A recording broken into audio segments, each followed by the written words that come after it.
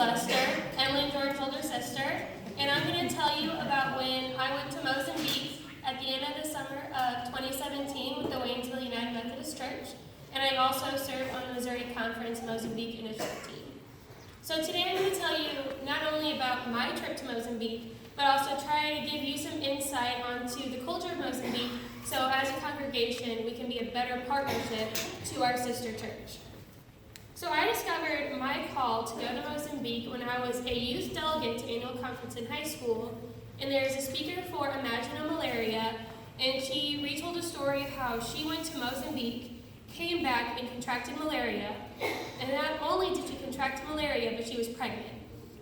And while she was over there, she met other expectant mothers who had also contracted malaria, but they were living in Mozambique. She is still healthy today. Her baby was born healthy, beautiful baby boy, but her friends in Mozambique lost their children. And I'll never forget when she said, the only reason I'm healthy, the only reason my child is alive is because I was born here. And that resonated with me, even still to this day. And so while I was in college, I emailed the Mozambique coordinator for our conference and was paired to go with the Waynesville United Methodist Church to visit their rural sister church in Mozambique. Now this could probably go without saying, but Mozambique isn't like Missouri. It's quite different. So my team flew into the capital, Maputo, and it was one of the nicer areas we were in, but there's still block by block economic diversity.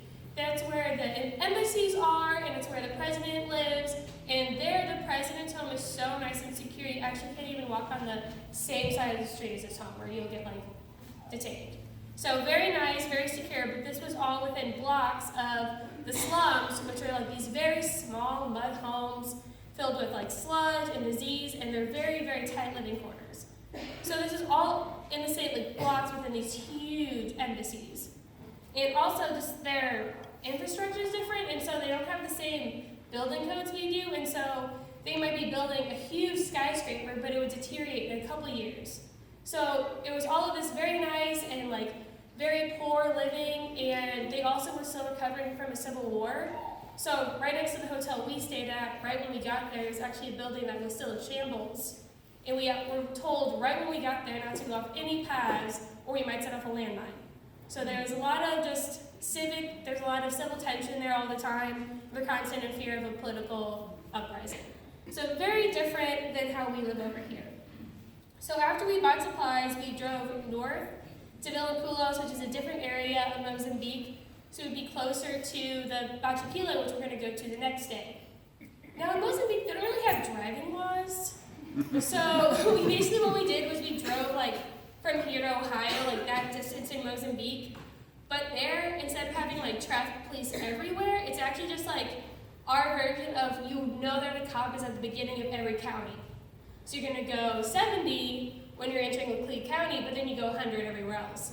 So there's a lot of pedestrian deaths, it was a time. Very fast for a long day.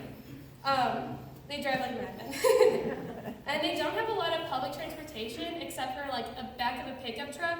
They'll put side rails and they'll all just hold on to each other as they go to work. So just a lot of dangerous activity for them to get their ends meet. And we had guides as we went through our trips, and something I found very interesting is that they spoke nearly 10 languages each. So Mozambique's language is Portuguese, then every region, and even down to community, has their own language. So to get through, and especially those who are pastors, they know so many languages so they can serve and communicate with people around them. And also, even though not everyone spoke English, because Mozambique is surrounded by English-speaking countries, most of the time they knew what I was saying, they just couldn't communicate back with me. So it was a very, very interesting experience. So on our third day in Mozambique, we left for Machikile to visit the Waynesville Sister Church. But we spent a good time of the day traveling down a dirt road, and our guide had bought live chickens at the beginning. So we were going down 8 hours of a very steep road in a car that probably wasn't made for it with live chickens in the car. But when we got there, it was definitely all worth it because they greeted us with singing and dancing. They pulled us out of the cars and they were just so happy. And we went straight into a beautiful church service. And something I can definitely relate to all of you is you do not need a church service to be in your language to feel the presence of God when it's done with such passion, and just all of them were just there and present completely.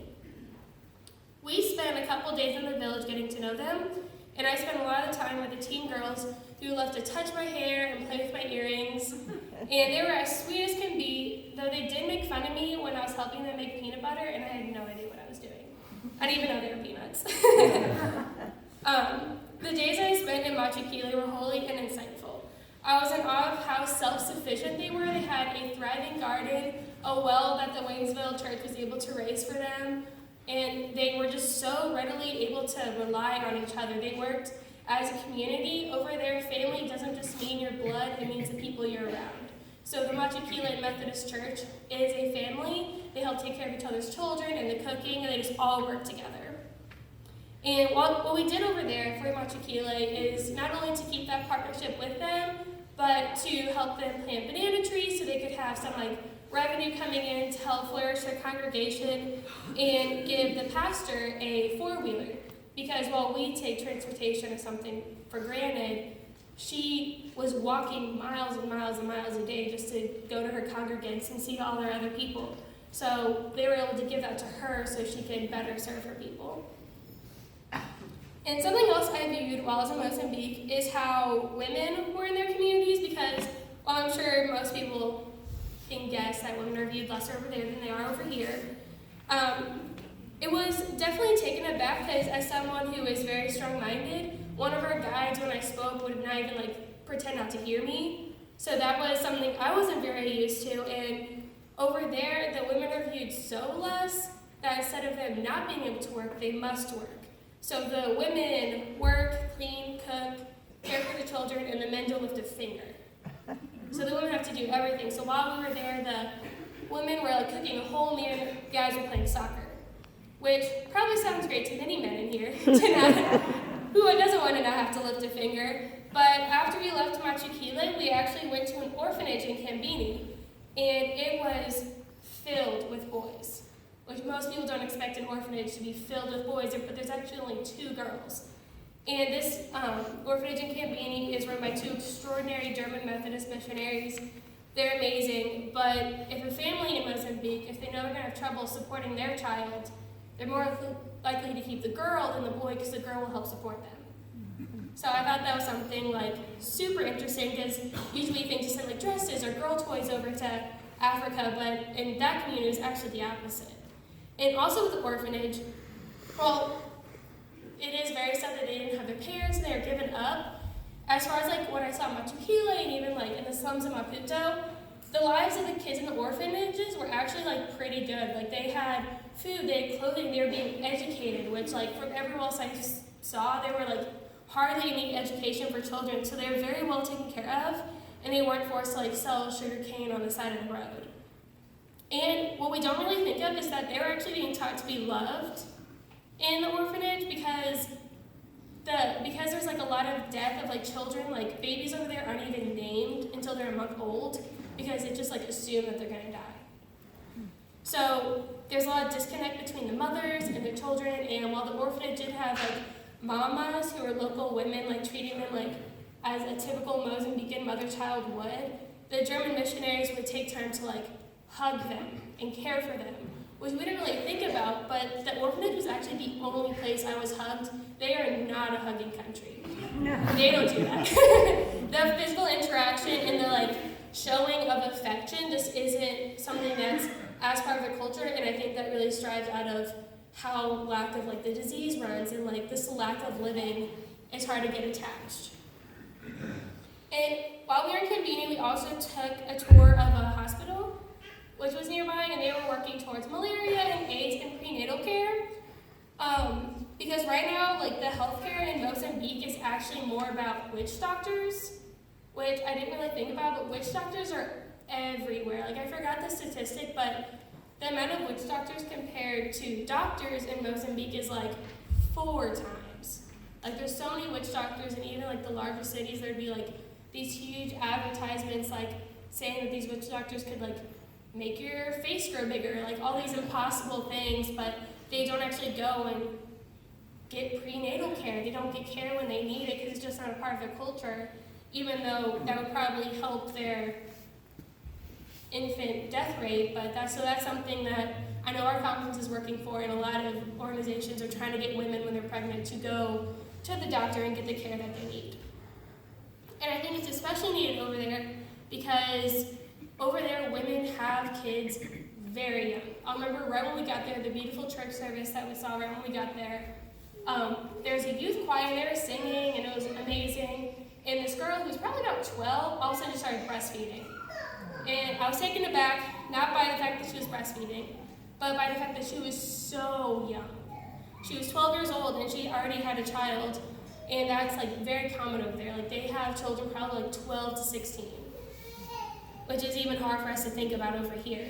And also, over there, marriage rate is only about like 12%. Like people don't get married over there. So just how like the connections you have to like bring a child into the world isn't the same over there as it is over here, because they still have the dowry enforced, so marriage is really expensive. So if someone does get married, it's a couple probably like in their 30s already been together for a while. And also a fun fact that I found over there was they were asking us questions about like America and like our culture, and someone went and asked one of my male group leaders and was like, hey, how many wives can you have? And he was like, 1, how many can you have? And they can have like 6 wives over there. So it's just very different cultural aspect, but to be in the Methodist church, they can only have 1 wife. But what I did notice the most out of Mozambique was their religious dedication. As I said earlier, family for them isn't blood, it's their community, and their community is often their religious group. They don't view church as something to check off their to-do list, their Sunday habits. They really look at it as an integral part of their life. And while we may have the resources, we have so much to learn from them as far as like religious dedication and self-sufficiency. I'm proud to say that we're part of a conference that really does keep Mozambique a part of the conversation in our partnership. We don't view them as a mission project, but as a two-way street of knowledge. Because while we do have more, it does not mean that we're more loved by God. We're better off, but we're not better people. The Waynesville Church is even bringing the Machakile pastor and other community members over here in a couple of years to see the States and see the people that they've been working with for years. And I'm going to finish off with one story that if I don't tell, Emily and Jordan will be very mad at me. But it's a funny story. So when we were applying for our visas before we went to Mozambique, we applied for a multi-entry visa. So then we could, on our last day, go to South Africa and go to Kruger Park on a safari and come back. Well, the visas were in Portuguese, and so they actually said one time. And so we left the country, and we came back. We're all in line going through border control on the Mozambique border. And everyone in my team makes it through, and I'm the last one. And I got flagged at the border. And so I was detained at the border in Mozambique and got a mugshot taken. And they weren't going to let me back into the country, and I had to pay my way in. And my sister had my mugshot as the background on her phone for like months. It was a really awful time, and now it's a funny story. Still got it, Emily? Yeah, she still has it if you want to see it. It's not a good picture. So the Missouri and Mozambique partnership is a very special bond, and I really thank you for not only supporting me as I went, but continuing in this partnership and letting me share it with you today. Thank you.